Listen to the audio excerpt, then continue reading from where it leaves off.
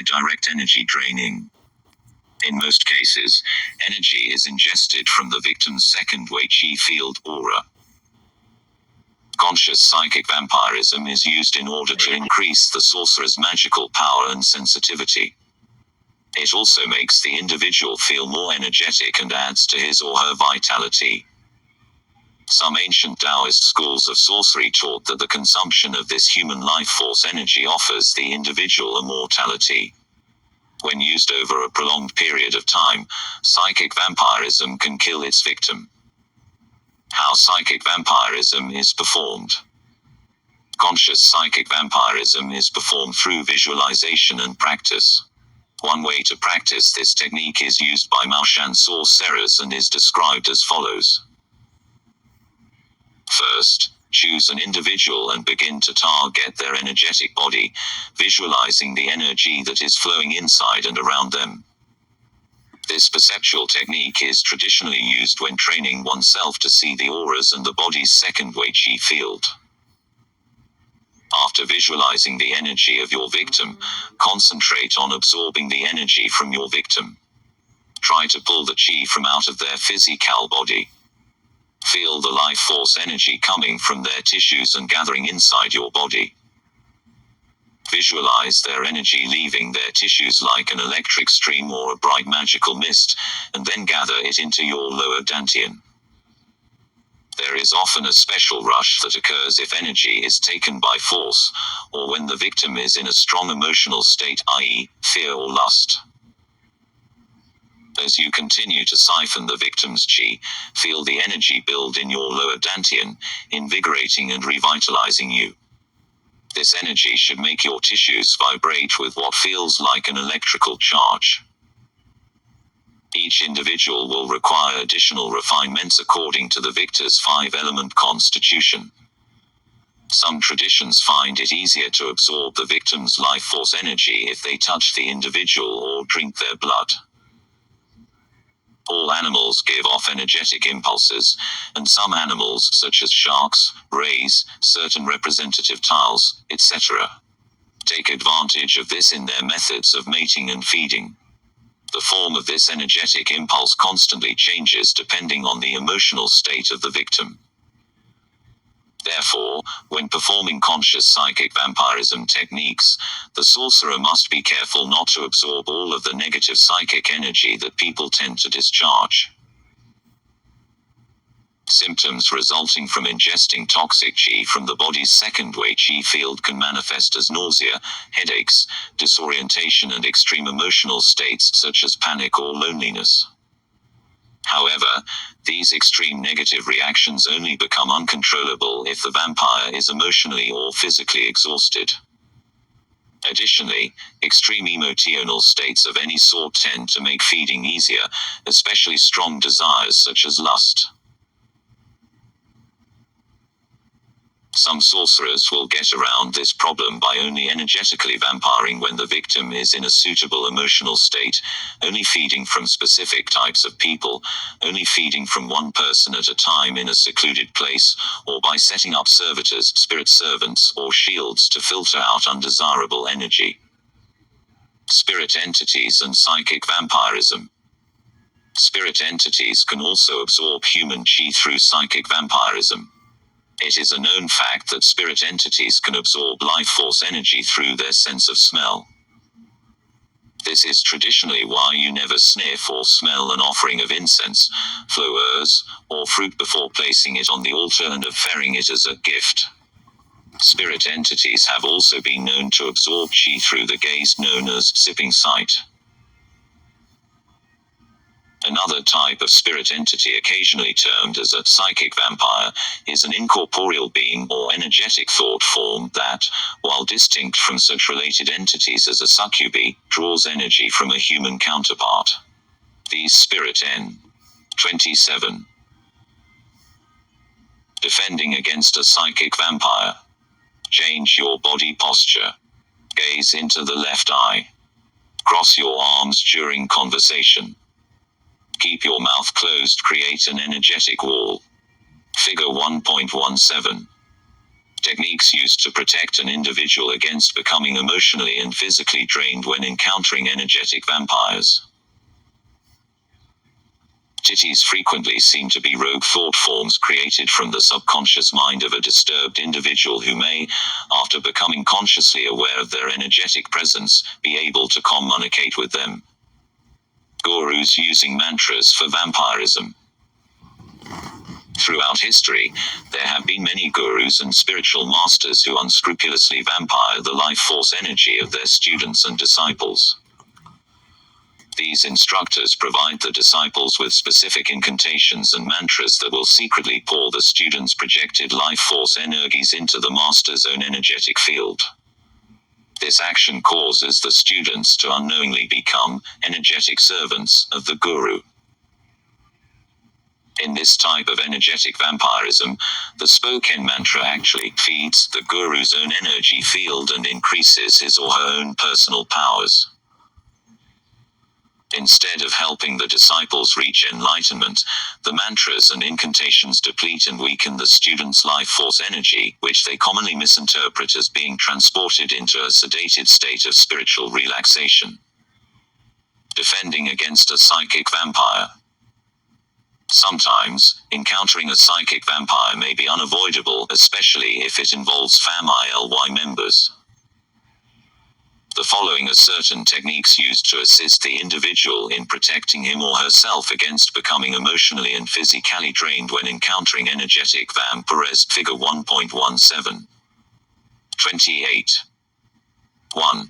Change your body posture. Do not stand or sit directly facing the suspected individual. This angling of your body makes it easier to avoid a complete frontal assault. 2. Gaze into the left eye. When staring at their face, only gaze into their left receiving eye.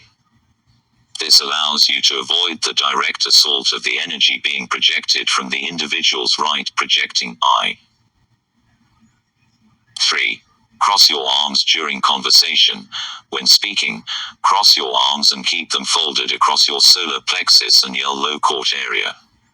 This technique can also work by crossing your legs, or at least your ankles.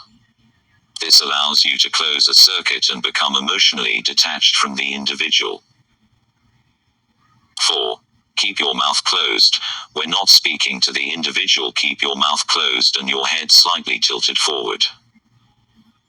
Because qi and shen are projected through breath, this helps avoid the sipping action that a psychic vampire can initiate when energetically absorbing a victim's external wei qi field.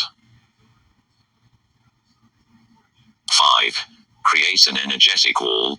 When talking to an individual who you mistrust or suspect is a psychic vampire, imagine that there is a shining, impenetrable, energetic wall shimmering like a thick sheet of blue glass existing between that person and yourself.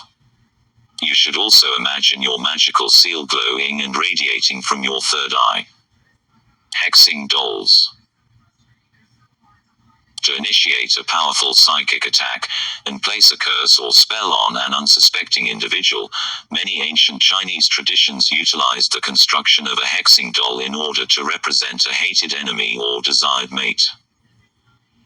So powerful and effective is this magical art, that it became extremely popular and well feared among all disciplines of occult magic not only in China, but around the world. In the secret art of casting spells on people, a hexing doll is sometimes called a human puppet. This description is quite accurate because the attacking sorcerer can control his or her victims will through the doll just as a puppeteer controls his or her mannequins by using strings. The hexing doll's external construction.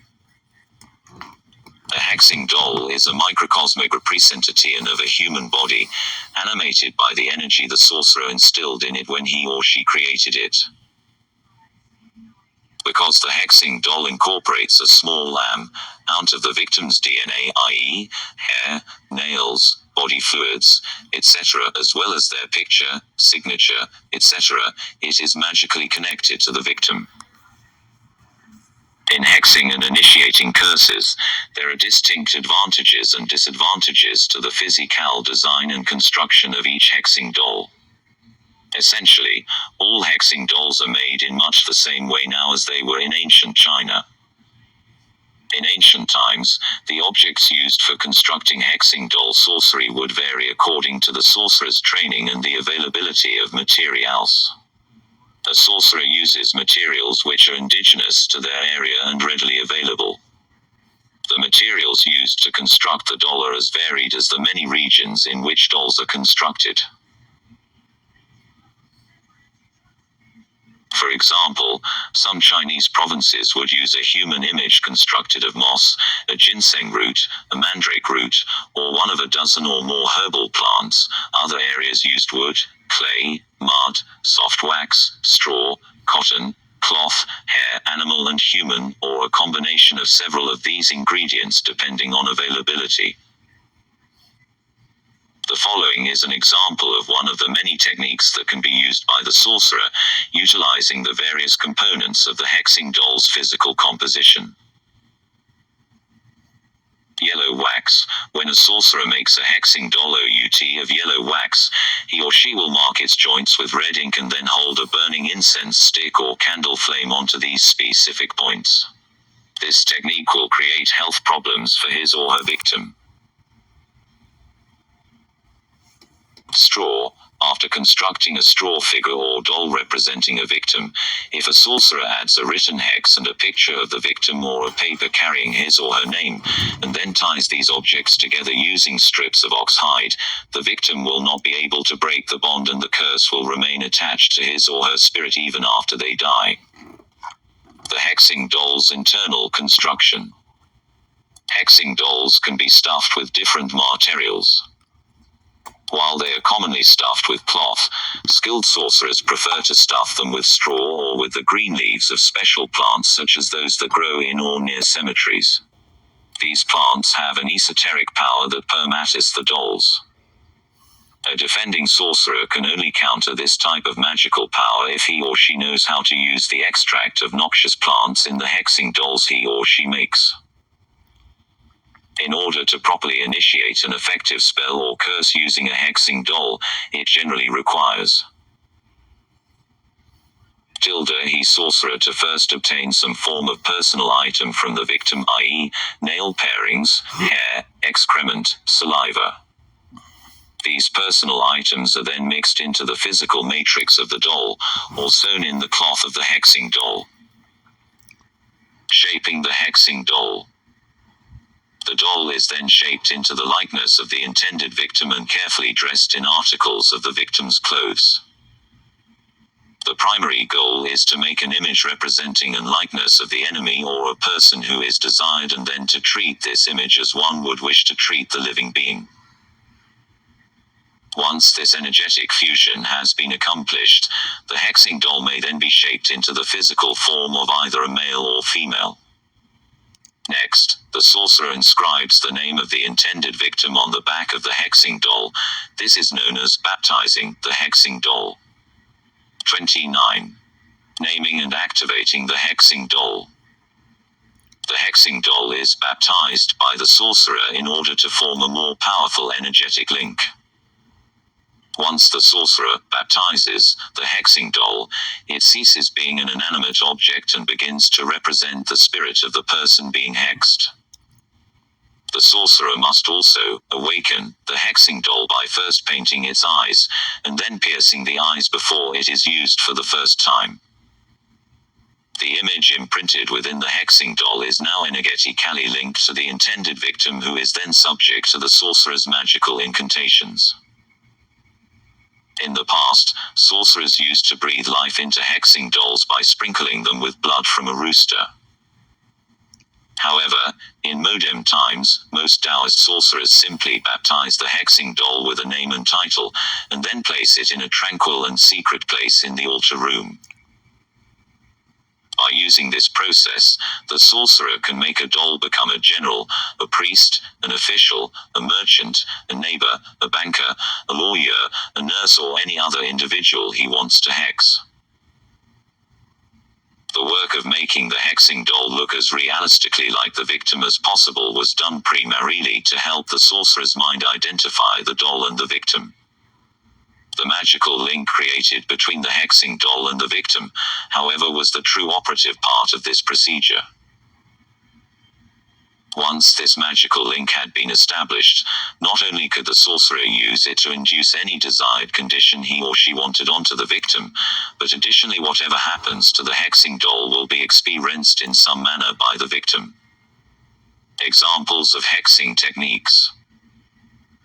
If the sorcerer desired to bring about terrible deeds of hatred and revenge, the image was then pierced through with a thorn, sharpened twig or needle.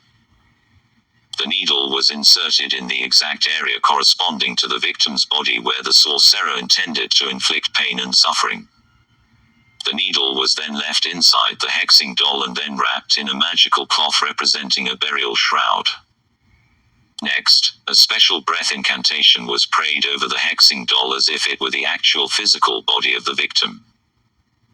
After the death rites had been administered, the hexing doll was then buried in a certain spot over which the intended victim was certain to walk.